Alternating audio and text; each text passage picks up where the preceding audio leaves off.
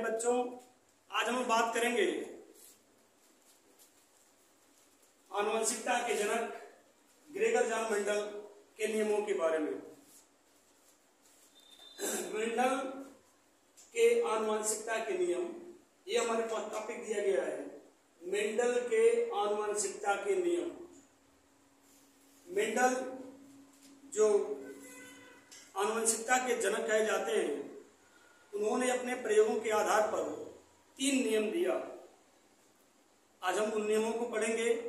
पहला नियम है प्रभाविता का नियम, जिसे हम अंग्रेजी में कहते हैं लॉ ऑफ डोमिनेंस। ये क्या है? प्रभाविता का नियम क्या है? नाम से ही पता है प्रभाविता। ये कह रहा है कि जब दो तुलनात्मक, यहां बोर्ड पर लिखा हुआ देखिएगा, तुलनात्मक लक्षण का मतलब हम विपरीत लक्षण भी कह सकते हैं उसको, और विपर्यासी लक्षण भी कहते हैं। तो जब दो तुलनात्मक लक्षण वाले पौधों का, तुलनात्मक लक्षण का मतलब क्या है? जैसे एक लाल रंग का पुष्प हो जाए और दूसरा सफेद रंग का हो जाए, या एक लंबा हो जाए और दूसरा बौना हो जाए, तो ये हम क्या कहेंगे? इसको तुलनात्मक लक्षण कहेंगे। तो जब दो तुलनात्मक लक्षणों वाले पौधों का संकरण कराया जाता है, संकरण कर ले, निषेचन कर ले, क्रॉस कर ले, तो जब दो तुलनात्मक लक्षण वाले पौधों का संकरण या क्रॉस कराया जाता है, तो जो लक्षण प्रथम पीढ़ी में यानी F1 पीढ़ी में दिखाई देता है, उस लक्षण को प्रभावी लक्षण कहते हैं। जैसा कि हेडिंग है हमारी, उसे प्रभावी लक्षण कहते हैं। तथा जो लक्षण प्रथम पीढ़ी में दिखाई नहीं देता है, उसे अप्रभावी लक्षण कहते हैं।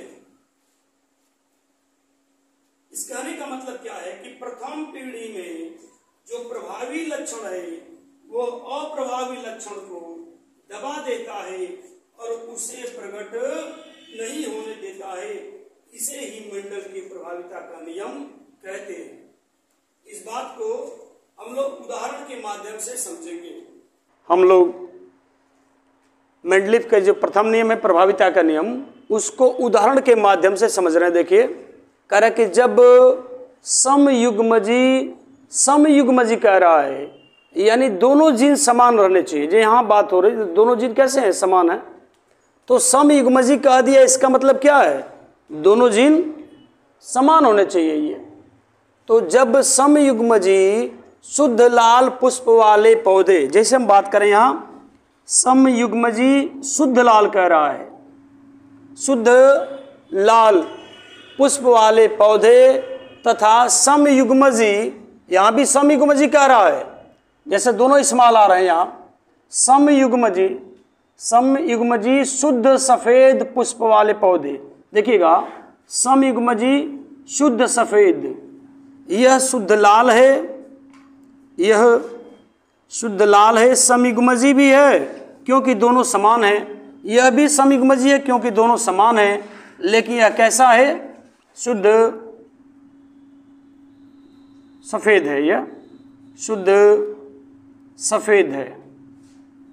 यानी ये दोनों यह समयुग्मजी है, यह जीन जोड़ा समयुग्मजी है क्योंकि दोनों सेम है, यह भी समयुग्मजी है क्योंकि दोनों सेम है। लेकिन यह शुद्ध सफेद हो गया समयुग्मजी की दशा में, और यह शुद्ध लाल हो गया। ये हमने लिखा कि जब समयुग्मजी शुद्ध लाल वाले पुष्प वाले पौधे तथा समयुग्मजी शुद्ध सफेद पुष्प वाले पौधों के साथ संकरण कराया जाता है। इनकी भी संकरण कराना है, संकरण कराया जाता है। अगर इसके हम संकरण की बात कर लें तो यहाँ ये कैपिटल R है और यह कैपिटल R है, ये युग्मक बन रहे हैं। यहाँ स्मॉल r है और यह स्मॉल r है। तो अगर हम क्रॉस की बात करें तो इसका R, इसके R से क्रॉस करा लें यहाँ, तो यह आएगा R स्मॉल r। इसके पहले का ही इसके दूसरे से करा लें तो ये भी आएगा कैपिटल R स्मॉल r। इसके दूसरे का इसके पहले से करा लें, इसके दूसरे का इसके पहले से करा लें तो भी आएगा स्मॉल आर। फिर इसके दूसरे का इसके दूसरे से करा लें तो भी कैपिटल आर स्मॉल आर। यह F1 पीढ़ी है। ये कौन सी पीढ़ी है? F1 पीढ़ी। तो यहाँ यही बात हो रही है कि जब समयुग्मजीवी शुद्ध लाल पुष्प वाले पौधे तथा समयुग्मजीवी सफेद पुष्प वाले पौधे के साथ संकरण कराया जाता है तो प्रथम पीढ़ी में, प्रथम पीढ़ी है यहाँ, तो प्रथम पीढ़ी में हमने यहाँ दिखाया है शुद्ध लाल पुष्प वाला पौधा और शुद्ध सफेद पुष्प वाला पौधा, इनके बीच संकरण कराया गया।